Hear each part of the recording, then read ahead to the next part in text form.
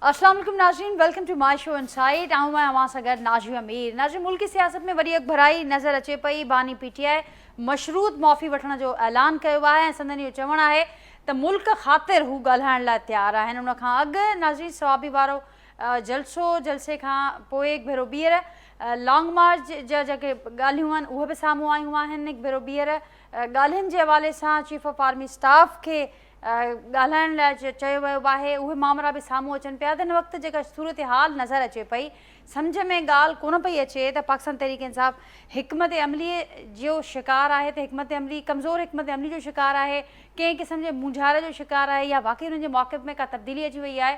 उन ते पिणु तफ़सीली गुफ़्तगू कंदासीं त थियण छा वञे पियो, छाकाणि त हीअ जेके मामला नज़र अचनि पिया, हिकु पासे असां ॾिसूं पिया त सरचा जा मामला नज़र अचनि पिया, मौक़िफ़ में रवैयनि में लचक, ऐं ॿिए पासे वरी जेको रवैयो नज़र अचे पियो उहो कुझु मुख़्तलिफ़ आहे, उहो मज़ाहमत वारो रवैयो आहे। त हीअ जेका डबल गेम आहे या जेको डबल मौक़िफ़ आहे, इन पुठियां छा कहाणी आहे, इन ते गुफ़्तगू कंदासीं। ऐं जेको हीअ मशरूत माफ़ी वठण जो ऐलान आहे, उन सां गॾोगॾु उन्हनि इहा कंडीशन रखी आहे त जेके फुटेजिस आहिनि उहे 9 मई जा फुटेजिस साम्हूं आंदा वञनि, ऐं फुटेजिस में जेकॾहिं साबित थिए थो, उन सबूतनि में साबिती मिले थी उन्हनि जे माण्हुनि जी इन्वॉल्वमेंट जी, त पोइ न रुॻो उन्हनि खे पार्टी खां निकाली ॾिनी वेंदी, पर सज़ा बि ॾिनी वेंदी आहे। हू मशरूत तौरु जेको हीउ मामिलो आहे उन ते जेको उन्हनि जो ऐलान आहे माफ़ी जो, उन ते माफ़ी बि वठंदा। हाणे हिन ते हुकूमत यकीन करे थी उन्हनि जे, छाकाणि त यूटेंस जी बि हिकिड़ी डिघी असीं ॾिसूं था त हिकिड़ो लिस्ट डिघी मौजूदु आहे। उन सां गॾोगॾु नाज़रीन जेको ॿियो मामिलो नज़र अचे पियो, जंहिं ते हिन वक़्तु खोड़ बहस बि हलंदड़ आहे, उहो मामिलो आहे इलेक्शन एक्ट तरमीमी बिल जो। ऐं जेतोणीकि सदर साहिब जी सहीअ जो इंतज़ारु आहे, अञा ताईं हू कानून न बणिजी सघियो आहे, पर हीउ जेको मामिलो आहे जेको साम्हूं आयो आहे, हिन डेवलपमेंट पाकिस्तान तहरीक इंसाफ़ जूं जेके उमेदूं हुयूं मख़सूस सीटुनि खे वठी करे उन ते पाणी फेरे छॾियो आहे, ऐं हुकूमत हिकु क़ानूनी भित उन्हनि मख़सूस सीटुनि आॾो बीहारे छॾी आहे। हाणे अलॻि अलॻि मौक़िफ़ आहे, हुकूमत जो मौक़िफ़ अलॻि आहे, ऑपोज़िशन जो मौक़िफ़ पंहिंजो आहे, ऐं ॿई धुरियूं हिन वक़्तु मौजूदु आहिनि सुप्रीम कोर्ट में। हुकूमत जूं जेके 2 वॾियूं पार्टियूं आहिनि उन्हनि सुप्रीम कोर्ट में नज़रसानी जी दरख़्वास्त दाख़िल कराई आहे, जो इलेक्शन कमीशन बि सुप्रीम कोर्ट में वियल आहे।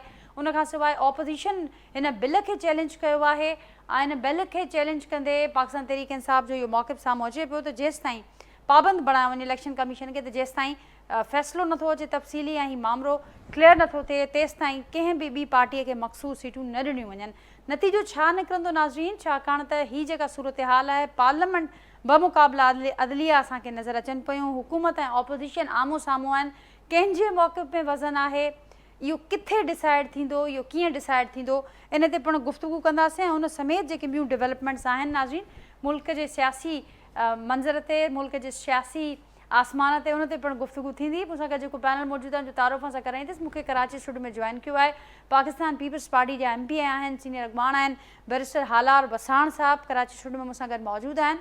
उनखां सवाइ नाज़रीन मूंसां गॾु मौजूदु आहिनि जो कि प्रोग्राम में शबीर कायम खानी साहब MQM पाकिस्तान जा सीनियर अॻवान आहिनि, मूंसां गॾु जो कि प्रोग्राम जो हिसो आहिनि एडवोकेट अलीपल साहब मूंसां गॾु मौजूदु आहिनि, पाकिस्तान तहरीक इंसाफ़ जा सीनियर अॻवान आहिनि, ऐं मूंसां गॾु सीनियर सहाफ़ी ऐं तज़िया नगार एजाज़ महर साहब बि मौजूदु आहिनि, डेली सिंधिया जा एडिटर बि आहिनि।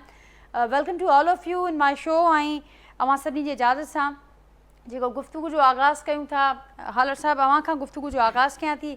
पाकिस्तान पीपल्स पार्टी हुकूमती इतिहाद हुकूमत जो हिकिड़ो अहम हिसो आहे। हीअ जेको सभ खां पहिरियां जेका अॼोकी डेवलपमेंट आहे उनखे कीअं पिया ॾिसो त मशरूत माफ़ी वठण जो ऐलान साम्हूं आयो आहे, एंटीसिपेट थियल हो त अहिड़ो को ऐलान साम्हूं अची सघे थो, कीअं ॾिसो पिया ऐलान खे? Thank you so much Nazia sahiba for having me. Imran Khan sahab ji तव्हांजे पाण इंट्रोडक्शन में ज़िक्र कयो यूटर्न जे करे हू ॾाढा अनपॉपुलर आहिनि, ऐं इन जे करे अॼु बि उन्हनि जो हिकु बयानु आयो आहे त अपोलॉजी मां करण लाइ तयारु आहे ऐं मशरूत माफ़ी वठण लाइ तयारु आहे अगरि कंहिं मुंहिंजे माण्हू ते इल्ज़ाम साबित थिए थो, फुटेजिस में ज़ाहिर अचे थो त। हाणे बजाए PTI खे पोइते वठी वञण जे, इहे अॻे 6 महीना 7 महीना अॻु में बि चई सघे पियो। हाणे कहिड़ी बांग्लादेश के वाक़े खां पोइ उनखे यादि आई आहे त अपोलॉजीज़ लाइ। ऑब्वियसली 9th में इंसिडेंट जाते पाकिस्तान जो हर इंस्टीट्यूशन तबाह थियल हुयो, डैमेज थियल हुयो, त उहे पाकिस्तानी सिटीज़नशिप जा अहल बि न आहिनि मुंहिंजे हिसाब सां। ऐं ऑब्वियसली इमरान खान शेख मुजीब साहब खे चवंदो हुयो त को हिस्टोरिक लीडर आहे, ऐं अॼु उन ते तनक़ीद बि कई वई मीडिया जे तरफ़ूं त उन जो स्टेचू टुटो वियो आहे, तव्हांजो छा रायो आहे हिन में। मां सम्झां थो इमरान ख़ान साहिब जी जेकी टीम आहे, जेके उनजा एडवाइज़र्स आहिनि, उहे हिनखे सही टाइम ते सजेस्ट नथा कनि। हिनमहिल अगरि इहो मौक़िफ़ अचे थो त जेकी हुकूमत साइड आहे उहो बि उनखे थोरो लाइटली कंसिडर कंदी, छो त हिकु स्टैंड ते हू क्लियर न आहे, अनसर्टेनिटी आहे within the parties. CM KPK हिकु ॾींहुं ॿियो बयानु फरमाईंदा आहिनि, वरी कन्फ्रंट कंदा आहिनि हुकूमत खे, त काफ़ी सवालिया निशान आहिनि। बाक़ी रही ॻाल्हि त इहो ख़ुशी जी ॻाल्हि आहे अगरि हू डायलॉग्स करणु चाहिनि था, बट इहो कंसिडर कयो वेंदो त हू कंहिंसां डायलॉग्स करणु था चाहिनि। पॉलिटिकल पार्टीज़ सां उन्हनि सां एतिरी नफ़रत आहे त who is the next option, we have to see this. But मां सम्झां थो त अपोज़िशन पाण में थोरो हिकु पेज ते न आहे, ऐं गवर्नमेंट हिननि खे लाइटली थी वठे। गवर्नमेंट हिनखे लाइटली थी वठे, जो कोई मुतालबो साम्हूं अचे पियो त CCTV फुटेजिस या सबूत असांखे ॾिना वञनि 9 मई जा, उनखे कीअं ॾिसंदी? पूरी दुनिया ॾिठा हुया 9 मई जा इंसिडेंट्स, हर कंहिं वटि फुटेजिस आहिनि। उन्हनि में PTI फ्लैग बेयर्स बि हुया जेके मिलिट्री हाउसिस में अंदरि दाख़िल थिया हुया, ऐं उते उन्हनि डैमेज कयो हुयो, कन्फिस्केट कयो हुयो, ऐं उहो ॾाढो नुक़सानु हुयो। ऐं इन जो मां सम्झां थो त विच में मिलिट्री कोर्ट्स जी बि ॻाल्हि कई वई इन्हनि खे कैफ़रे किरदार तक पुॼाइण लाइ। मां सम्झां थो त अगरि इहा ॻाल्हि हिन जी एक्सेप्ट कई वञे थी त उहे जेके मुलविस हुया उन्हनि ते पोइ काफ़ी स्ट्रिक्ट एक्शन थियण वारो आहे। काफ़ी स्ट्रिक्ट एक्शन थियण वारो आहे। अलीपल साहब, अव्हां छा चवंदो ओस्तो ई ओस्तो हुकूमत जी मौक़िफ़ मां ॿुधो हालत साहब चवनि पिया त जेकॾहिं इहो ई सभु कुझु थियणो हो त पोइ हुनजे लाइ एतिरो वक़्तु छो वरितो वियो, ऐं हिन वक़्तु जॾहिं बांग्लादेश जी सूरत हाल थी आहे उन खां पोइ असीं ॾिसूं था त हीउ मामिलो साम्हूं आयो आहे, पर हिन वक़्तु बि ख़ुदि पाकिस्तान तहरीक इंसाफ़ जे मौक़िफ़ में ऐं जेका हिकमत अमली आहे उनमें कुझु कन्फ्यूजन नज़र अचे पई। हिकु पासे असीं ॾिसूं था त लॉन्ग मार्च जा जी ॻाल्हियूं बि साम्हूं अचनि थियूं, ऐं ॻाल्हाइण जे हवाले सां उन्हनि खे मुतालबा बि कया पिया वञनि, अपीलूं बि थियनि पियूं, ऐं ॿिए पासे हीअ वारा मामला त हिनखे कीअं ॾिठो वेंदो? हुकूमत ॼाणाए पई त हिनखे ॾाढो लाइट वठंदासीं हाणे। नाज़िया, तव्हां मूंखां पिया पुछो? जी अलीपल साहब। ॾिसो, पाकिस्तान तहरीक इंसाफ़ जी जेका पॉलिसी आहे उन पॉलिसी खे तव्हां ॾिठो त पहिरीं KPK जेको आहे मियांवाली मां हिकिड़ी सीट कढी, पोइ KPK पूरो सूबो कैप्चर कई, ऐं पोइ पंजाब सूबो पूरो कैप्चर कई, नून लीग खे घर मोकिले छॾियईं। उन खां पोइ पीपल्स पार्टी खे शेक करे छॾी, कराची हैदराबाद जूं सीटूं हींअर 2 नेशनल असेंबली 4 सूबाई असेंबली। अहिड़ो इनरोड कंहिं पार्टी ऐं कंहिं कयो हुजे ऐं हिन वक़्तु को पॉपुलर लीडर हुजे त निकिरी अचे, न फ़क़ति नेशनल लेवल ते पर इंटरनेशनल लेवल ते जेके लीडर मौजूदु आहिनि उहे वधीक शैलो ऐं उहे चवंदा आहिनि बोना थी विया आहिनि। अॻे उनजा कद काठ वॾा हुआ पर हाणे उहे इमरान ख़ान जे साम्हूं नंढड़ा आहिनि। इहो आऊं कोन, पर तजिया निगारनि खां पुछी सघिजे थो उहे इमरान ख़ान साहिब खे लाइक न कंदा हुजनि, इमरान ख़ान साहिब जी हुकूमत अचण जे लाइ ख़्वाहिशमंद न हुजनि, पर अॼु जेकॾहिं पॉपुलरिटी इंडेक्स ते ॾिसंदा त पीपल्स पार्टी, नून लीग त बिल्कुलु ख़तमु थी चुकियूं आहिनि उनजे मुक़ाबले में। बाक़ी जिते बि को आहे त उहो को हिकमत अमलनि सां उते माना ही एग्ज़िस्ट कनि पिया। हाणे अचूं था इन ते त PTI जी हिकमत अमली 9 मई वारे हिसाब सां जेको बयानु आहे, पहिरियों हालार वसण साहब जो जीअं मूं सम्झो आहे त उनजी स्टेटमेंट इहा हुई त भई माण्हुनि खे वेंदे ॾिठो आहे। जेकॾहिं हालार साहब एज़ अ प्रैक्टिसिंग लॉयर तव्हां लास्ट सीन एविडेंस हूंदी आहे, तव्हां उहा शायदि लास्ट एविडेंस जी ॻाल्हि पिया करे त माण्हू विया पे पोइ ॾींहुं पोइ अलाए छा हो। ईअं आहे बिल्कुलु जीअं को शिकारी चयो त खुड़को थिए पियो त ॾींहुं तित्र ज़रूरु हूंदा। ईअं न आहे साईं, माण्हुनि जे हिन को बि इंसिडेंट थींदो आहे त हुनजो विटनेस हूंदो आहे, ऐं जेका मिसिंग लिंक हूंदी आहे उनखे क्राइम खे उन पर्सन सां लिंक कयो वेंदो आहे। जेकॾहिं इमरान ख़ान साहिबु अॼु उन खां पुछे पियो त तव्हां वटि आहे अहिड़ी का शाहिदी जंहिं ते तव्हां चओ था त भई PTI इहो कयो आहे, सभिनी खां पहिरीं त तव्हां JIT छो नथा ठाहियो JIT, जुडिशियल इंक्वायरी करायो। इहे सभु तव्हां वटि हींअर मौक़ा मौजूदु आहिनि, तव्हां करायो। जेको ॾोह जो ॾोहारी हूंदो उहो ज़ाहिर थी पवंदो। शानदाना गुलज़ार जो तव्हां इलाही PTI जी आहे, उन जो बयानु जेकॾहिं तव्हांजो हुन नज़र मां गुज़रियो हूंदो, उहा चए थी त असां वटि त उहे शयूं पयूं आहिनि जो असीं तव्हांखे हिकिड़े कलाक में ॿुधायूं थी कंहिं कयो आहे। बल्कि तव्हां सभई जेके हिते वेठा आहियो, तव्हां सभिनी खे पंहिंजे ज़हन में ऐं शऊर में किथे न किथे इहो हूंदो त हीअ इंसिडेंट कराईंदो केरु आहे ऐं कंहिं कराया आहिनि। पर मसइलो छा आहे, तव्हां सभु पंहिंजी सियासी उहे जेके वाबस्तगियूं आहिनि, ॿिया मसइला आहिनि, उन्हनि में तव्हां क़ाबू लॻा पिया आहियो। तंहिंजे करे यू टर्न न आहे, असांजी हिकमत अमली जो हिस्सो आहे। ठीक, कुछ ऑडियो कॉल्स कुछ फुटेज त बार बार ॾेखारिया बे वेंदा रहिया आहिनि 9 मई खे वठी करे। ख़ुदि हाणे कुछ देर अॻु नाजा लीगल रिक्वायरमेंट्स ये न हूंदियूं आहिनि। उन्हनि इहो एतराफ़ कयो आहे नशे जो बि ज़मान पार्क में पेट्रोल बम उछलाया विया, उन्हनि नशे जो बि एतराफ़ कयो आहे। ऐं गॾोगॾु जॾहिं उनखां इहो सवाल थियो साफ़िन पारां त तव्हां पेट्रोल बम मुख़्तलिफ़ ॿियनि हंधनि ते बि हसास इमारतुनि ते बि असांखे नज़र आया पाकिस्तान तहरीक इंसाफ़ जा अॻवान, जिन ते उन्हनि जो इहो चवणो हो त जेकॾहिं को तंज़ीमी उहिदेदार उन में मुलविस हूंदो त असीं खोड़ फुटेजिस उनखे कीअं पीटीआई जस्टिफाई कंदी ऐं अगेन सवाल वरी थो अचे उहो त पीटीआई ॼाणे मुल्क जे लाइ ॻाल्हाइण लाइ तयार आहियूं त पोइ एतिरो इंतज़ार छो कयो? पाकिस्तान तहरीक इंसाफ़ त हाणे एतिरी मक़बूल पार्टी थी वई आहे जो हुनजी मेंबरशिप जो तादाद ऐं सपोर्टरनि जो जेकॾहिं हिते या आउटसाइड को बि अहिड़ो माण्हू कंहिं बि शइ में इन्वॉल्व आहे ऐं असां पाकिस्तान इमरान ख़ान साहब पाण चवंदा त पाकिस्तान इज़ फर्स्ट, जेकॾहिं अहिड़ी का शइ आहे जेका असांजे इदारनि ते हुन कई आहे त उन लाइ बिल्कुलु उन लाइ उनजे ख़िलाफ़ु एक्शन खणी ईंदो, पोइ भले उहो असांजो कारकुन हुजे या असांजो लीडर हुजे। अहिड़ो को ऑप्शन को लीडर ॾेई सघंदो या त वरी हिमत ऐं ज़रूरत जी ॻाल्हि आहे जेको ॾिए पियो। ॿी ॻाल्हि इहा त जेको शइ तव्हां चओ पिया बांग्लादेश वारी ॻाल्हि आऊं तव्हांखे डिफ्रेंशिएट थो करे ॾियां इज़ीली त माण्हू सम्झनि हितां हुन रोल मुजीबुर रहमान जो इहो चयो त भई मुजीबुर रहमान जॾहिं पाकिस्तान में ही सॼी थी मैंडेट चोरी थियो, हिकिड़े पूरी जेको खितो हो ऐं उनजी लीडरशिप हुई उनखे मैंडेट उनजो डिनाए कयूं ऐं भुट्टो साहब खे ॾेई छॾियूं, चयो बाबा हाणे वेस्ट पाकिस्तान तुंहिंजे हवाले आहे तव्हां इहो करियो। इहा हिस्टोरिकल फैक्ट आहे, को डिनाए कंदो को न कंदो, पर इहा ॻाल्हि जनरल आहे। हाणे उन जो मिसाल इमरान ख़ान साहब ॾिनो, पर वरी इमरान ख़ान साहब जो इहो बयानु हो त जेकॾहिं उनजे औलाद मां को हुकूमत करे थो 15 साल करे थो, को डिसअपियरेंस थियनि थियूं, को ज़ुल्म थिए थो, त ज़ुल्म जिते थींदो त उते माण्हू ईअं गलियुनि मां निकिरी रस्तनि ते ईंदा। उहो पाकिस्तान बि थी सघे थो, पाकिस्तान में जेका सूरत हाल आहे उहा बांग्लादेश में थी आहे, श्रीलंका में थी, पाकिस्तान में बि ईअं थी सघे थो, छो जो ज़ुल्म वधे पियो ऐं इहा सूरत हाल आई त किथे बि ईअं थी सघे थो। ठीकु, पर अलीपल साहब जीअं मां ख़ुदि हाणे फरमायो त पाकिस्तान तहरीक इंसाफ़ जी न रुगो मक़बूलियत वधी आहे, असीं ॾिठोसीं त 5 तारीख़ ते पीटीआई चेयरमैन जी जेका गिरफ़्तारी हुई या जेको जेल वारो पीरियड हो उनखे साल बि मुकमल थियो। अमी पाण ॿुधायो त मक़बूलियत जो ग्राफ एतिरो वधियो आहे जो न रुगो नेशनल लेवल ते पर इंटरनेशनल लेवल ते बि हाणे वॾा लीडर उन्हनि जे आॾो उन्हनि जो कदु नंढो थी पियो आहे। पोइ हाणे एॾी मक़बूलियत आहे, माण्हू गॾु आहिनि, सभु मामरावा ॼाणायो पिया त असीं सम्झूं था, पोइ उनखां पोइ माफ़ी जो ख़्यालु कीअं आयो? ही ओचितो ई ओचितो, इन पुठियां छा कहाणी आहे? ॾिसो माफ़ी जो इहो आहे त सभु चवनि था, मिसाल जेके जेके एस्टेब्लिशमेंट जे कुल्हनि ते पार्टियूं चढ़ी वेठियूं आहिनि, इहो इन्हनि जो नैरेटिव इहो आहे त इहो 9 मई वारो वाक़ियो जेको आहे सो ईअं कयो आहे।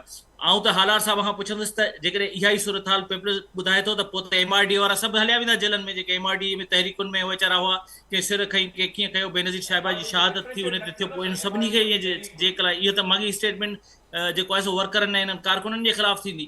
तंहिंजे करे आऊं इहो थो सम्झां त माफ़ी जो जेको उन्हनि ऑप्शन इहो रखियो त भई तव्हां शइ साबित करियो त ही माण्हू इन्वॉल्व आहे, हीअं कयो आहे, उन लाइ इमरान ख़ान माफ़ी वठण लाइ तयार आहे। बाक़ी जेकॾहिं का शइ साबित थियल न आहे, पीटीआई खे साबित करणो पवंदो त हू केतिरा सीरियस आहिनि पंहिंजे मौक़िफ़ खे वठी करे, केतिरो संजीदा आहिनि। हाणे हुकूमत ॼाणाए पई त पहिरियों पीटीआई खे इहो साबित करणो पवंदो त पीटीआई उन जे लाइ तयार आहे। पीटीआई खे तव्हां हिकिड़ो कलाक हुकूमत ॾियो, पीटीआई खे तव्हां हिकिड़ो कलाक हुकूमत ॾियो, तव्हांखे सभु हिन जा किरदार वाउखा करे ॾींदी।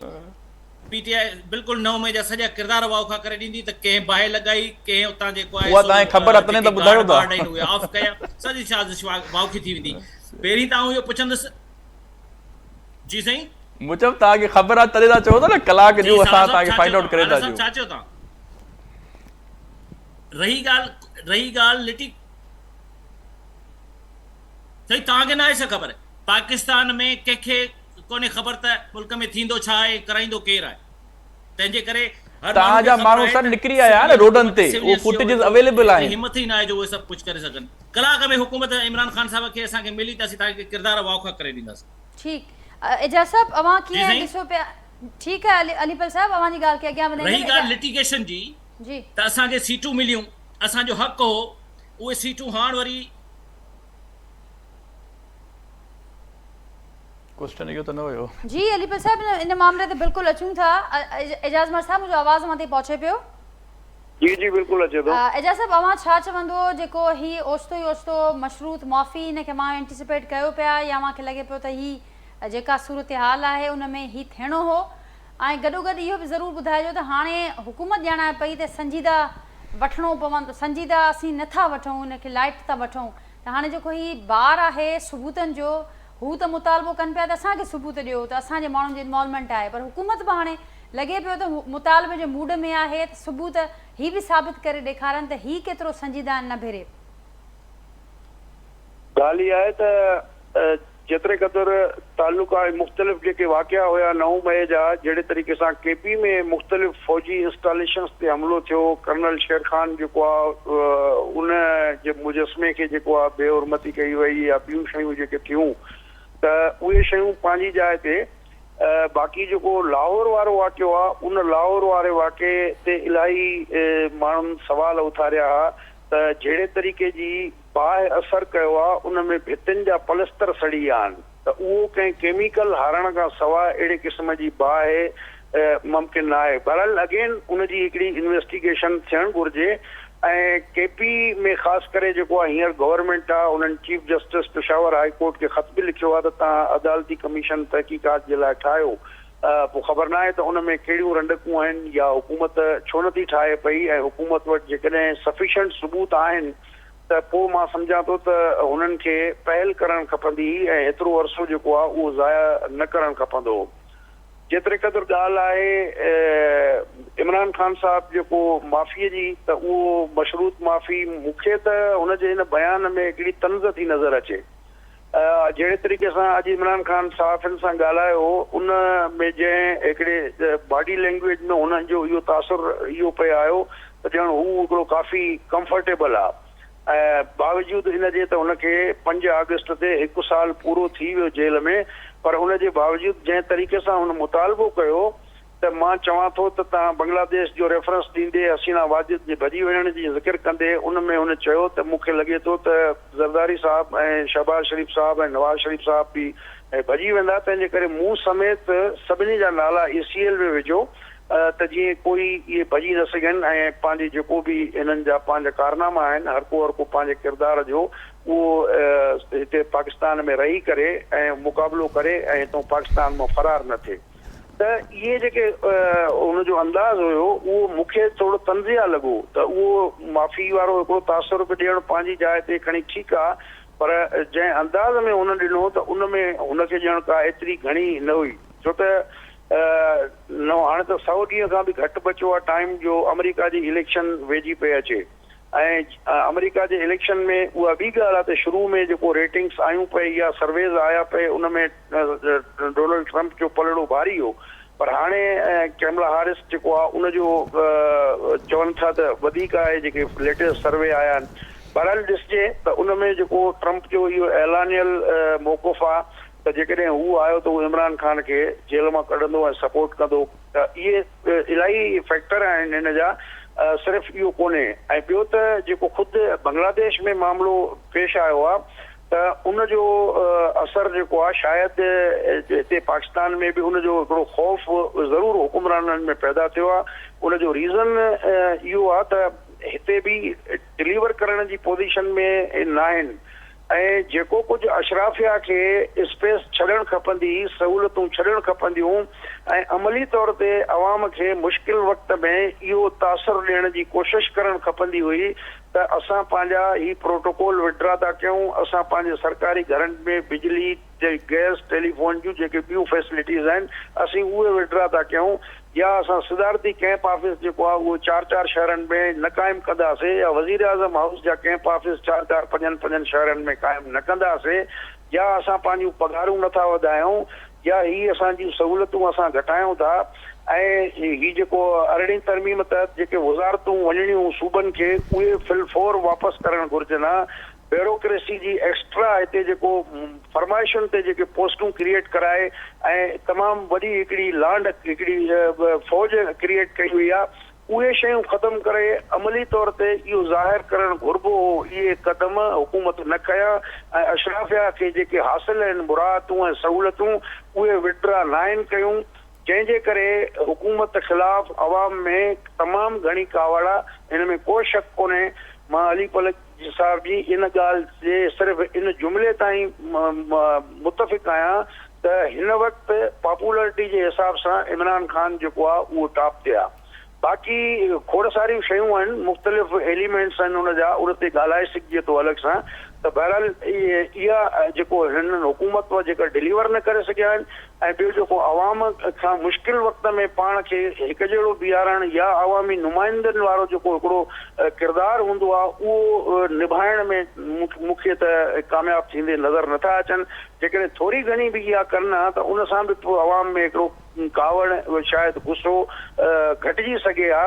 पर उन जेको आहे फ्रंट ते हुकूमत जेको आहे नाकाम वई, जंहिंजे करे हुकूमत हिन महिल बिल्कुलु उन जी ग्राफ जेको आहे मक़बूलियत जो उहो तमामु लो आहे ऐं माण्हू उन्हनि खे बुरो भलो था चवनि पिया ऐं खोड़ सारा उन्हनि जा रीज़न आहिनि। महांगाई ते प्रॉपर कंट्रोल न करे सघिया आहिनि ऐं जीअं मूं ज़िक्र कयूं खोड़ सारियूं उहे रिपीट नथो करणु चाहियां त इहे सभु एलिमेंट आहिनि जंहिंजे करे अवाम में इलाही माण्हू आहिनि अहिड़ा हिन महिल जेको आहे त उहे बिल नथा भरे सघनि पिया। मां हिकिड़ो नंढड़ो मुंहिंजो घरु आहे 3-4 कमरनि जो, उन में 85,000 रुपया बिल आयो आहे। त ॻाल्हि इहा त आम माण्हू जेको आहे उहो काॾे वेंदो ग़रीब, माना चङा भला जेके सफ़ेद पोश माण्हू आहिनि उन्हनि जी सफ़ेद पोशी बरक़रार रखणु जेको आहे ॾुखियो थी वियो आहे। त माण्हुनि खे पेट भरे मानी खाइण जी जेको आहे त सहूलियत नथी मिले। अञा त जेको ही 1 जनवरी खां जेको IMF सां एग्रीमेंट करे आया आहिनि, जॾहिं ज़राअत ते टैक्स ॾिननि ऐं उनजो अञा ताईं को मैकेनिज़म वाज़े न थियो आहे। पर जॾहिं ज़राअत ते टैक्स लॻी त जेको ज़राअत तव्हांजे 50-60% पॉपुलेशन जो हिकिड़ो जियापे जो ज़रियो आहे उहो मुतासिर थींदो। उन सां जेके हिकिड़ा अञा ख़तरनाक ऐं ख़ौफ़नाक जेके सूरत हाल पैदा थींदी उहे तव्हां 2025 में ऑब्ज़र्व कंदव। ऐं जेके 24-25 जी जेका टैक्सेशन लेवल आहे या जेके तकलीफ़ूं आहिनि इन्हनि खे अञा तव्हां ॿीणो मल्टीप्लाए कयो जेको माली साल 25 ऐं 26 ईंदो, उन में जेके कमिटमेंट IMF सां थियल आहिनि। त चवण जो मक़सदु त हीअ हुकूमत इन सॼे बहरान जे बावजूद बि पंहिंजूं अयाशियूं घटि करण जे लाइ, पंहिंजूं मुराद घटि करण लाइ तयारु न आहे, पर अवाम ते बोझ जेको आहे उहो मड़ींदी थी वञे। लाओ पके पियो केॾी महिल बि बांग्लादेश वांगुरु पाकिस्तान में इहो बॉइलिंग पॉइंट जहाँ असां वधूं पिया ऐं ख़ुदा न करे उहो बॉइलिंग पॉइंट जेको आहे उनजा भयानक नतीजा निकिरंदा। अॼु बांग्लादेश में थियो आहे, इंडिया जे मणिपुर ऐं मुख़्तलिफ़ रियासतनि में थिए पियो, म्यांमार में तव्हां ॾिसो छा पियो थिए, श्रीलंका में छा थी चुको आहे। त इहो पाकिस्तान जी अशराफिया खे सोचणु घुरिजे त उहे बि बची न सघंदा। एजाज़ साहब दुरुस्त फरमायो ऐं ख़ुदा न करे त अहिड़ी का सूरत हाल ते असीं हिते ॾिसूं, पर ज़ाहिर सबक़ सिखण जी ज़रूरत आहे। जेका बि सूरत हाल बांग्लादेश में या उन ॿियनि जिन कंट्रीज़ जो मां ज़िक्र कयो उते थी आहे, जहिड़ी सूरत हाल आहे त हुन में ख़ुदा छो न करे। ॻाल्हि इहा आहे त बॉइलिंग पॉइंट माण्हुनि जो सफ़ा तेल कढी छॾियो आहे। न उन खां पहिरियां जेकॾहिं हुकुमरान चवंदा आहिनि त जेकॾहिं अकुल खां कमु वठनि था, जेकॾहिं होश जा नाखून जे चइबो आहे त उहो वठनि था। मुंहिंजो इहो चवणु आहे त जेकॾहिं हुकुमरान उन खां अॻु सबक़ सिखी था वठनि सूरत हाल में ऐं संभालनि था शयुनि खे, कारकर्दगी खे उन हिसाब सां आवाम जे मुताबिक़ कयो थो वञे बहितर, त पोइ छाकाणि त का बि अहिड़ी सूरत हाल थिए थी त ज़ाहिर आहे उहो सभिनी जे लाइ ॾुखी हुजे थी। शबीर कायम खानी साहब बि असां सां गॾु मौजूदु आहिनि। शबीर साहब, अवां एजाज़ साहब हिकिड़े आम माण्हूअ जी तकलीफ़ ॿुधाई त हू कहिड़े रीति हिन हुकूमती पीरियड में पंहिंजा ज़िंदगी गुज़ारे पियो ऐं कहिड़ी ॾुखी सूरत हाल आहे। बांग्लादेश जी सूरत हाल जो ज़िक्र कयो त सबक़ सिखण जी ज़रूरत आहे। MQM बि यादि करायो, ऐवाननि में असीं ॾिठोसीं त पड़ाला ॿुधण में आया बांग्लादेश जी सूरत हाल जा। MQM बि ज़िक्र करे पई हीअ जेको समूरी सूरत हाल आहे, बिल जो बि असीं ज़िक्र ज़रूरु कंदासीं, इलेक्शन एक्ट तरमीम बिल आहे, उन खां सवाइ हीअ जेको अॼु माफ़ी वारो मामिलो आयो आहे, MQM किथे बीठी आहे, हुकूमती इत्तेहाद जो अहम हिसो आहे, हिक पेज ते आहे हुकूमत सां गॾु। कल्ह त हुननि ॼाणायो त असां सां मशावरत वग़ैरह न पई थिए। जी शबीर साहब, मुंहिंजो आवाज़ मां थी पहुचे पियो?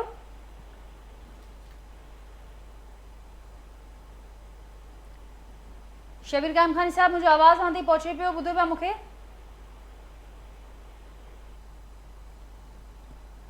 नाज़रीन, राब्तो करण जी ॿीहर कोशिशि कयूं था, राब्तो मुनक़ते थी वियो आहे शबीर साहब सां। उन्हनि खां बि ज़रूरु पुछंदासीं त हू किथे बीठल आहिनि, छाकाणि त गुज़िरियल ई ऐवान अंदरि MQM पंहिंजे ख़दशनि जो इज़हार कयो। ख़दशनि जो इज़हार मुख़्तलिफ़ वक़्तनि ते पाकिस्तान पीपल्स पार्टी बि कंदी आई आहे, तनक़ीद बि कंदी आई आहे त ऑन बोर्ड न पियो वरितो वञे अहम मामलनि ते। और उन खां पोइ असां ॾिसंदा आहियूं त हिमायत बि कंदी आहे, जंहिं ते तव्हांजी जेका ऑपोज़िशन आहे उहा चवंदी आहे त ही मैच फिक्स थियल आहे। त त हाणे बि मैच फिक्स थियल आहे या ही छा मामला आहिनि? मां टे ॻाल्हियूं अर्ज़ु कंदुमि। ॾिसो, हिननि चयो त पाकिस्तान पीपल्स पार्टी काॾे भॼी वेंदी। तव्हां ॾिठो हूंदो इमरान ख़ान जो दौरु हुयो त पीपल्स पार्टी लीडरशिप काॾे ई न वई हुई। ज़रदारी साहिब बि हिते ई ट्रायल फेस पिया कनि। अदी फरियाल बि तव्हांखे ख़बर आहे ईद जे मौक़े ते उन्हनि खे जे खणी आहे त पीपल्स पार्टी इलाही स्ट्रॉन्ग आहे। असां नथा सम्झूं त असांखे ॿाहिरि वञण जी ज़रूरत आहे। असां पाकिस्तान में ई पंहिंजे पाण खे डिफेंड कयो आहे। एतिरा केस, एतिरा साल, 11 साल ज़रदारी साहिबु जेल में रहियो ऐं हिकु बि केस साबित न थियो। ॿी मां ॻाल्हि कंदुमि ऑस्टेरिटी मेजर्स जी, जेके हिननि शायदि बजट रीड न कयो आहे। असांजी सिंध प्रोविंशियल जी जंहिं हद ताईं मूंखे ख़बर आहे, सैलरी त असां इंक्रीज़ कई आहे 1 खां 22 ग्रेड ताईं, पर मिनिमम वेज 37,000 ते असां वठी आया आहियूं। ऐं इवन असां MP आहियूं, असांखे को जेके अलाउंसिस आहिनि उहे नथी मिलनि। मां इवन पार्लियामेंट्री सेक्रेटरी आहियां फॉर फुड, को अलाउंस नथो मिले। असां पाण वठूं नथा। असां पाण चयो आहे त इहो हक़ असांजो न आहे। इहे पैसा तव्हां आवाम ते यूटिलाइज़ कयो। फ्लड्स बि अचण वारा आहिनि, बारिशूं अचण वारियूं आहिनि। टियों, ही था चवनि त महांगाई थी वई। ऑब्वियसली इन्फ्लेशन थी वई आहे, अनएम्प्लॉयमेंट आहे, but we have to see कि KPK में बि 11 साल में कहिड़ा दूध जूं नहरूं थी हलनि जो ही उते पंहिंजे पाण खे डिफेंड कंदा। बाक़ी जेको तव्हांजो सुवालु हुयो, ऑब्वियसली पीपल्स पार्टी सां असांजी जॻह बजट पियो थिए त मशावरत न वठी वई हुई। पोइ जंहिं ते बिलावल साहिबु थोरो नाराज़ थी वियो हुयो। वरी हुननि जी 3-4 रुकनी कमेटी आई हुई, बिलावल साहिब खे हुननि मनायो हुयो। असांजी हमेशह इहा ई तरजीहात हूंदी आहे त जेके बेसिक नेसेसिटीज़ आहिनि उहे आवाम खे उन लेवल ताईं मिलनि। ऐं ऑब्वियसली असांजो जेको नारो आहे रोटी कपिड़ा मकान, ऐं जीअं असां चयोसीं त 300 यूनिट्स खां वठी असां बिजली असां फ़राहम करणु चाहियूं था। बेनज़ीर कार्ड आहे, हारी कार्ड आहे, इनकम, त इहो असांजी इहा ई कोशिशि हूंदी आहे त असां जेको लोअर तबिको आहे, एग्रीकल्चर सेक्टर आहे, उनखे वधीक प्रोमोट कयूं। असां कुझु ॻाल्हियुनि ते नून लीग सां नाराज़ हुयासीं, छो त हू पंहिंजी पॉलिसी मेकिंग में हुननि रखी हुई जेके असांखे एतमाद में न वरितो हुयनि। बाक़ी जनरली ॻाल्हि कयूं त पीपल्स पार्टी हमेशह कोशिशि इहा ई कंदी त जेके मुल्की मुफ़ाद में हुजनि, जेके सभिनि जे हक़नि जी असां आवाज़ बणिजूं। ठीकु आहे सर, पर जेका ॻाल्हि जीअं जज साहिबु कई आहे, कंहिंखां लिकल कोन्हे जेका सूरत हाल आहे, महांगाई, बिजली जा ॻाढ़ा बिल हुजनि, ॿिया मामला हुजनि, मुल्क जे मुख़्तलिफ़ हिसनि में हुन ते एहतजाज बि हलंदड़ आहे। त उनखे वठी करे जेका ॻाल्हि थिए पई त बॉइलिंग पॉइंट अची चुको आहे ऐं सूरत हाल वाक़ई अहिड़ी आहे जो आवाम बिल्कुलु तंग अची चुको आहे। त उन हवाले सां मां छा चवंदो, अवां सम्झो पिया त अहिड़ी सूरत हाल जो ख़दशो मौजूदु आहे जेका बांग्लादेश में या ॿियनि मुल्कनि में पैदा थी आहे ऐं असांखे उन खां अॻु सबक़ु सिखणु खपे, उन मां वठणु घुरिजे सूरत हाल मां। ऑब्वियसली अगरि तव्हां बांग्लादेश जो एग्ज़ाम्पल ॾींदव त तव्हां हितां जे यंगस्टर्स खे तव्हां उन्हनि जो माइंड रिफ्रेश कंदव। ऐं जेको तव्हां ॾिठो 9th में इंसिडेंट में माण्हू निकिरी आया, ऐं जेकी बांग्लादेश में थिया इनखे तव्हां पॉज़िटिव न सम्झो। बांग्लादेश हिनमहिल वेल डेवलप्ड कंट्री हुयो, पाकिस्तान खां बहितर हुयो इकनॉमिकल इंडिकेटर्स। हाणे जेको इहो हालात थियो आहे, हाणे ही डाउनफॉल हिन जो शुरू थियण वारो आहे। अगरि को बि पाकिस्तान जा सिटीज़न्स रोडनि ते अचनि था, हक़नि लाइ अचनि था, ठीकु आहे, पर अगरि किथे डिस्ट्रॉय कनि था इंस्टीट्यूशन्स खे त पोइ ॿाहिरी दुनिया खिले थी, इंटरनेशनल कमिटीज़ खिले थी त यार हिननि जी रेस्पेक्ट नथा कनि, हिननि जी जेके लीडर्स जा, डिग्नेटरीज़ जा। ऑब्वियसली असां सम्झूं था त PTI खे थोरो सीरियस थियणु खपे। अगरि पहिरियों त इमरान ख़ान साहिबु चवंदो त पार्लियामेंट में बैठूंगा नहीं, जॾहिं पार्लियामेंट इज़ सुप्रीम त ऑब्वियसली तव्हांखे उनजी इज़त करणु वञंदी आहे। ऐं इहो तव्हां ॾिठो पास्ट इंसिडेंट्स में जॾहिं पीपल्स पार्टी जा प्रीमियर हुया त असां असेंबलीज़ में वेंदा हुआसीं, उते बेंच ते वेहंदा हुआसीं, इमरान ख़ान साहिबु थोरो इन खां लाराईंदो हुयो। ऑब्वियसली जॾहिं MNAs खे MPs खे टाइम ई कॾहिं मिलंदो आहे पंहिंजे इशूज़ खे अराइज़ करण लाइ। असेंबली में असां ॻाल्हाए सघूं था, पोइ उन ते पार्टी ॿुधंदी, पोइ असांजा उहे इशूज़ सॉल्व थींदा आहिनि। त मां सम्झां थो अञा बि हिननि वटि टाइम आहे, बट इहे अहिड़ा इंसिडेंट्स थींदा अगरि रोडनि ते माण्हू ईंदा त इन जो नतीजो को पॉज़िटिव न निकिरंदो। इन जो नतीजो को पॉज़िटिव न निकिरंदो। मां ज़िक्र कयो सूरत हाल जो बांग्लादेश, त उते ॿ फैक्टर नज़र आया हलार साहिबु। हिकु त जीअं असां ॾिठोसीं जॾहिं ही स्टार्ट थियो सिलसिलो त अहिड़ा मामला कोन हुआ, जॾहिं केतिरियूं ई कैजुअलिटीज़ थियूं ऐं ब्रूटली सप्रेस कयो वियो, जेका हैंडलिंग ओवरऑल हुकूमत जी आहे, जेको रिस्पॉन्स नज़र आयो, उन खां पोइ असां ॾिठोसीं त ही वाक़िअनि में तमामु घणी तब्दीली आई, शिदत आई। ऐं उन सां गॾोगॾु जीअं मां ज़िक्र कयो पिया, बिल्कुलु जिते कुझु अगरि कोई डिस्ट्रॉय थिए थी शइ, उनखे त कोई बि सपोर्ट कोन थो करे, पर इन मां सबक़ु इहो बि साम्हूं अचे थो त मुआशी तरक़ी पंहिंजी जाइ ते, पर जेकॾहिं स्पेस नथो मिले सियासी पार्टियुनि खे, ऑपोज़िशन खे, जेकॾहिं ॿुधो नथो वञे आवाम जे बुनियादी मसइलनि खां बिल्कुलु लातालुकी हुजे थी, त पोइ बि अहिड़ी सूरत हाल नहीं, I would agree with you. Obviously जॾहिं पाण इकोनॉमिक ग्रोथ जी ॻाल्हि कंदा आहियूं, फॉरेन डायरेक्ट इन्वेस्टमेंट जी ॻाल्हि कंदा आहियूं, स्टॉक एक्सचेंज जी ॻाल्हि कंदा आहियूं, त इन्वेस्टर्स इलाही अनसर्टेन हूंदा आहिनि, त हू इन्वेस्ट कनि न कनि। जॾहिं गवर्नमेंट असांखे प्लेटफॉर्म न ॾींदी त पोइ आम इन्वेस्टर न करे सघंदो। ऐं जॾहिं तव्हां ॾिसंदव त जेको कंपनी जो मालिक आहे उहो अगवा थी वेंदो मंझंदि जे टाइम, त पोइ माण्हू इन्वेस्ट न कंदा। उन ई ॻाल्हि ते मां बिल्कुलु मुतफ़िक़ कयां थो। But destroying the public property या जेकी गवर्नमेंट ओन इंस्टीट्यूशन्स आहिनि, इहो लॉन्ग टर्म में वॾो नुक़सानु थियो। जीअं 9 मई जो इंसिडेंट, हिमल बि तव्हां किथे फॉरेन कंट्री में उन्हनि सां ॻाल्हाईंदव, डिप्लोमेट सां ॻाल्हाईंदव, त हीअ चवंदव त यार तव्हांजे पंहिंजनि ई माण्हुनि तव्हांजे इंस्टीट्यूशन जी इज़त न कई, त तव्हां असांखां कीअं था उमेद रखो त तव्हां असांजी इज़त कंदा। ठीकु आहे साहिबु। अलीपल साहिबु, अवां वटि ईंदसि त जेका हुकूमत जी जेका हैंडलिंग आहे, जेको रिस्पॉन्स असांखे हुते नज़र आयो, हिते पाकिस्तान तहरीक इंसाफ़ दाहूं कंदी अचे थी त असांखे विक्टिमाइज़ कयो पियो वञे, पॉलिटिकल विक्टिमाइज़ेशन जो निशानो बणायो पियो वञे। ऐं हाणे पर जेको मामिलो आहे, जेको इलेक्शन एक्ट तरमीमी बिल आहे, उन ते ऑपोजिशन हिकिड़ो अलॻि मौक़िफ़ रखे थी, अवां जी पार्टी, ऐं हुकूमत हिकिड़ो अलॻि मौक़िफ़ रखे थी। अभी पाण इन ई फील्ड सां तालुक़ु रखो था। हाणे नतीजो कीअं निकिरंदो, किथे डिसाइड थींदो, छा हिकमत अमली, ॿई जेके धुरियूं आहिनि हिन वक़्तु कोर्ट में मौजूदु आहिनि?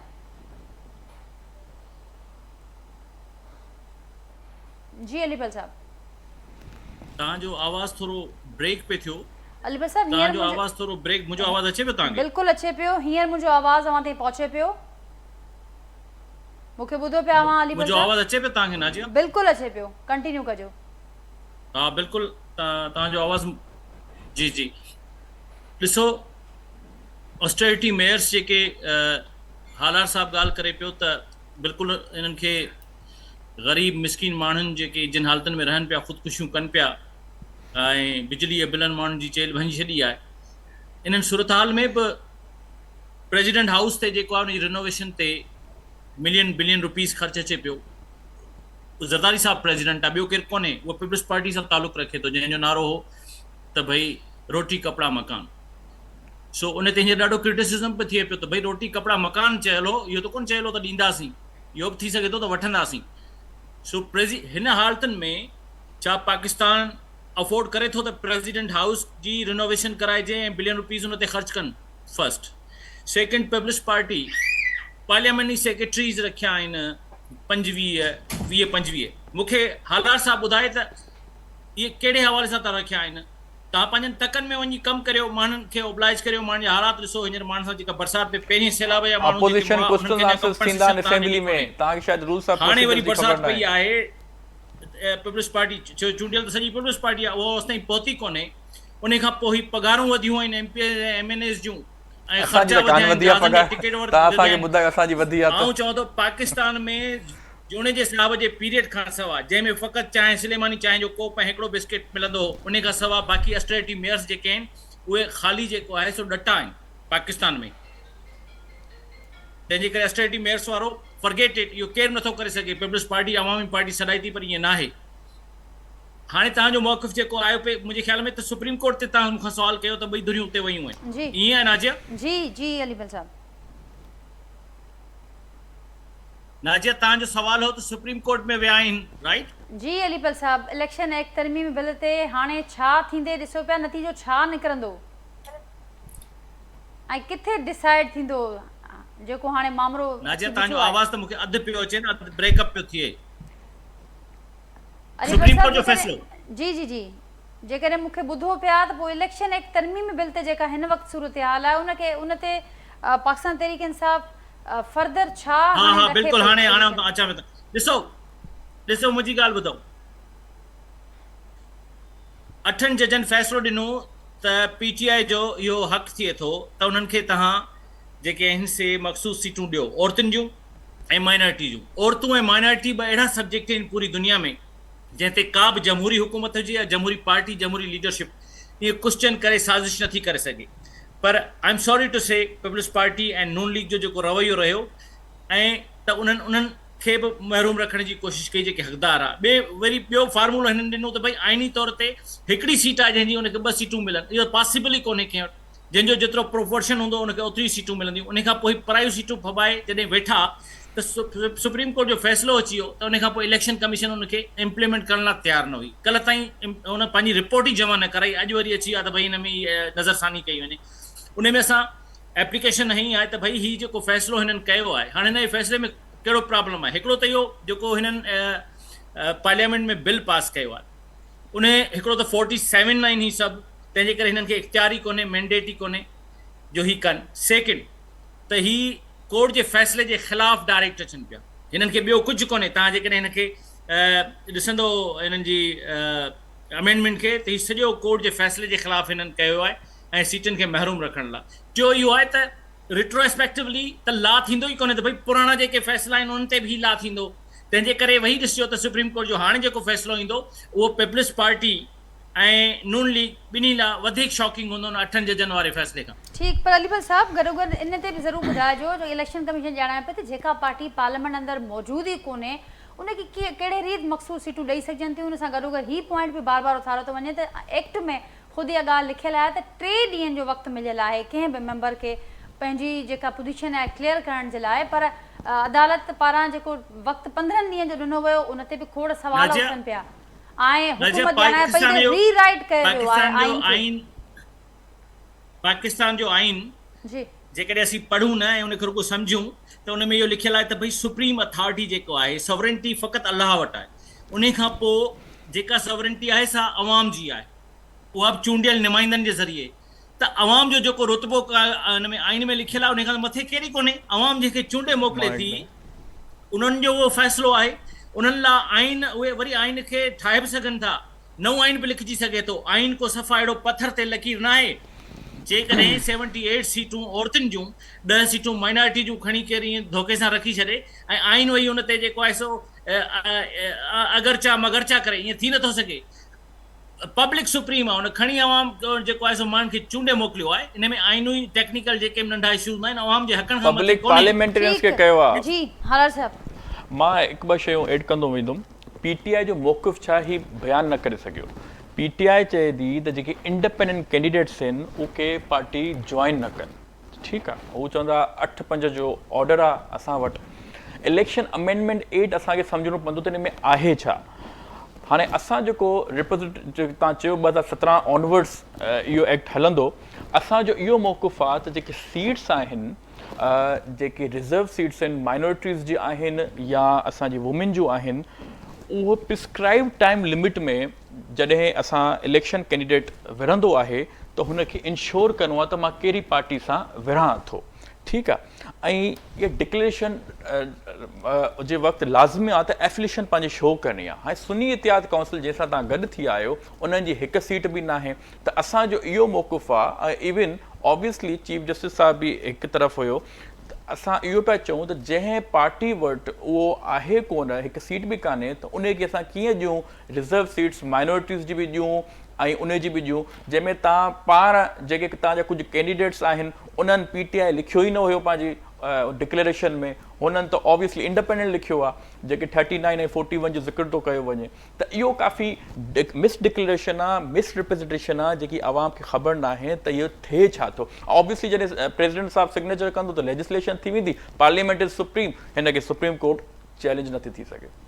एजाज साहब, किथे नतीजो निकिरंदो अवां ॾिसो पिया ऐं कंहिंजे मौक़िफ़ खे वज़न मिलंदे ॾिसो पिया ईंदड़ ॾींहंनि में का कन्फ्रंटेशन वारी सूरत हाल अव्हांखे ठहंदे नज़र अचे पई?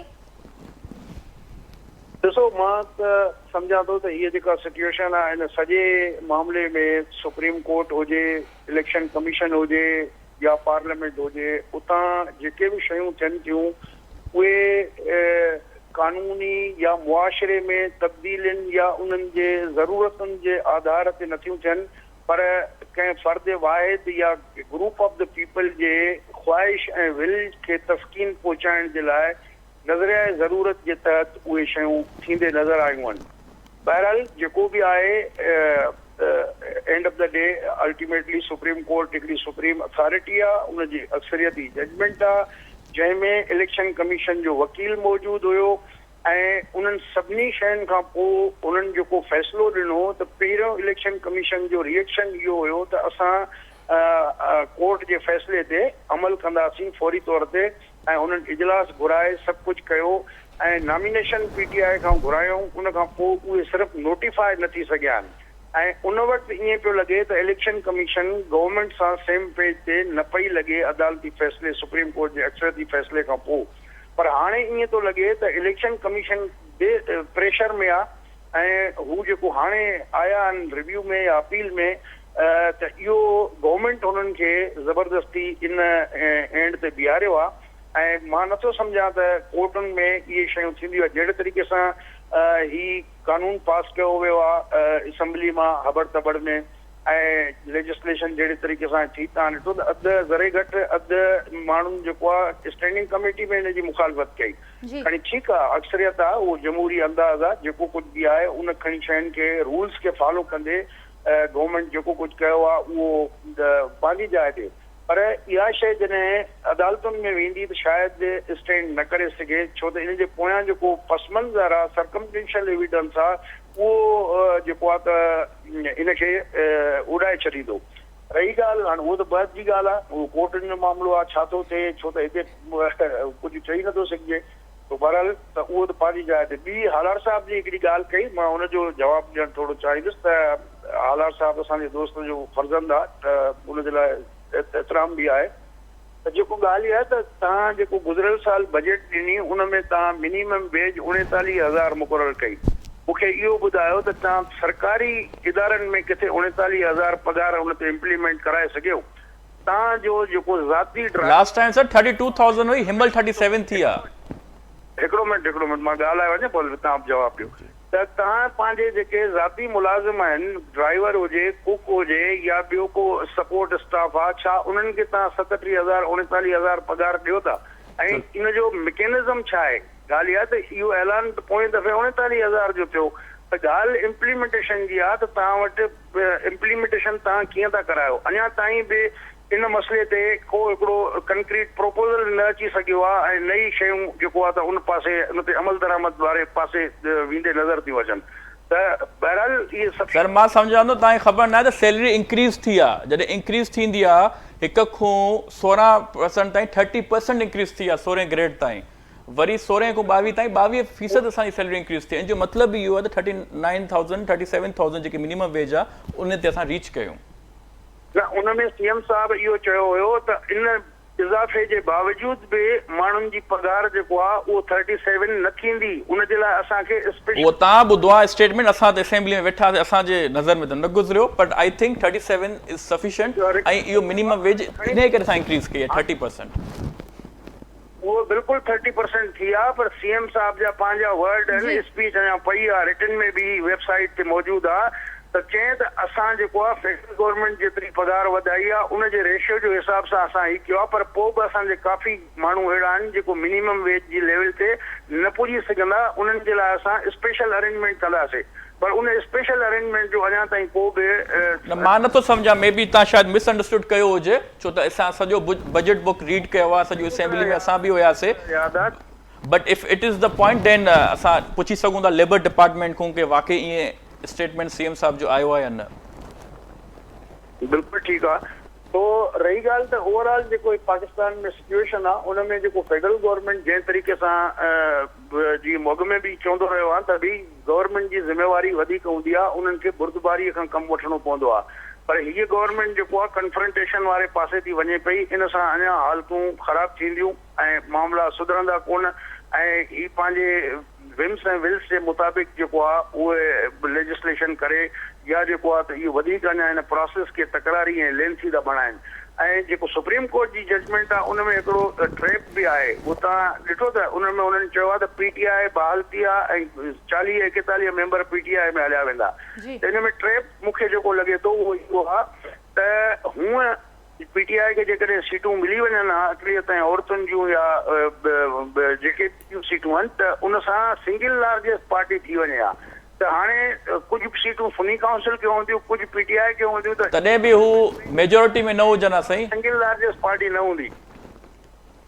मां हिकु ॻाल्हि एड कंदुमि, कन्फर्टेशन जी ॻाल्हि था कनि। तव्हां हिमल हालिया बयानु ॾिठो हूंदो, PTI जो मेंबर हुओ, चए थो बशीर मेमन साहबु लॻो पियो त अदी फरियाल खे असां गिरफ़्तार कयूं, हीअ कयूं हीअ कयूं। त हिननि कन्फर्टेशन PTI वन घटि कई पंहिंजे दौर में, उहो बि तव्हांखे ॾिसणु खपे। अञा त असां त कुझु पर रिवेंज ते त बिलीव ई नथा कयूं। उनजो हुकूमत इंतज़ार पई करे त हुकूमत मिले त पोइ छा असां उनखे जवाबु ॾियूं। ग़लति कयो त भोगे पई न। बिल्कुलु। ऐं इहा जस्टिफिकेशन बि नथी थी सघे त जेकॾहिं हुननि ग़लति कयो त हाणे हीअ असां त नथा करणु हुकूमत चाहियूं हर ग़लति। फ्रंट ते। पर जेका ॻाल्हि साम्हूं अचे पई हालत साहब त हर मुख़्तलिफ़ फ्रंट आहिनि ज़ाहिर आहे। ऐं जेसिताईं जेको सियासी इस्तेहकाम जो नारो खणी असीं PTI जे बानीअ खे जेके जॾहिं गिरफ़्तारी अमल में आई त उन वक़्त खां अॻु बि असां इहो ॿुधंदा हुआसीं त जेको समूरो मुल्क अंदरि सियासी या मुआशी बहरान आहे उनजी हिकु वॾी ज़िम्मेवार जेको आहे जेको वॾो सबबु आहे उहो PTI आहे।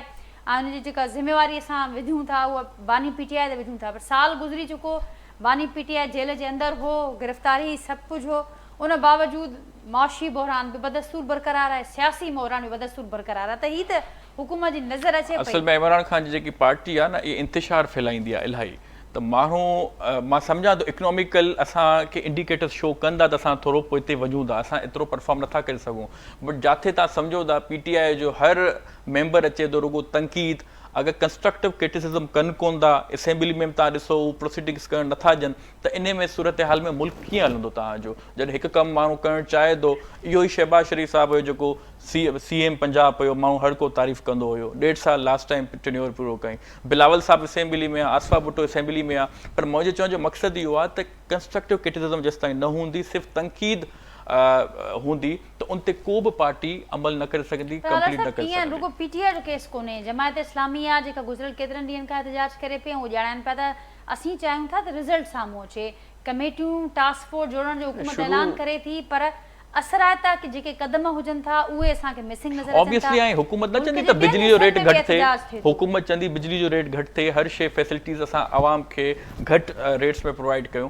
पर हाणे एतिरा जेके इहे ईंदा उते लॉन्ग मार्च कंदा, इहो बि कंहिंखे नुक़सानु आहे, इकोनॉमी खे नुक़सानु आहे। तव्हांजा दुकान बंदि हूंदा, तव्हांजे हॉस्पिटल्स में वधीक बर्डन थी वेंदो। त इनखे सम्झणु खपे अगरि assembly is the right platform, तव्हां उते ॻाल्हायो, उते आवाज़ उथारियो ऐं पोइ तव्हां इन ते लॉन्ग मार्च ते अची सघो। पीपल्स पार्टी जे बीइंग पीपल्स पार्टी मेंबर अवां मुतमिन आहियो त हुकूमत जी जेका रिस्पॉन्स आहे, जेका हैंडलिंग आहे इन्हनि समूरनि क्राइसिस जी, उहा PTI हुजे, जमात इस्लामी हुजे, ॿिया मामला हुजनि, उन्हनि खे वठी करे उन मां मुतमिन आहे। डायलॉग्स हुजणु खपनि, वेठा आहिनि जमात इस्लामी वारा, उन्हनि सां कमिटी थी करे असांजा उन जा जेके मुतालबात आहिनि कुझु एक्सेप्ट थियणु खपनि जेके लीगल आहिनि। ठीकु, हलाल साहब वरी महिरबानी मुंहिंजी। नाज़रीन, एजाज़ मार साहब बि असां सां गॾु मौजूदु हो, अलीपल साहब ऐं शबीर साहब सां असांजो राब्तो न थी सघियो ऐं मुसलसल असांजी कोशिशि रही त हुननि जो मौक़े बि असां प्रोग्राम में शामिलु कयूं। गुफ़्तगू जेका थी अॼोके प्रोग्राम में उन वारे सां पंहिंजे फीडबैक असांखे ज़रूरु आगाह कजो। वरी सुभाणे मां सां मुलाक़ात थींदी। अल्लाह हाफ़िज़।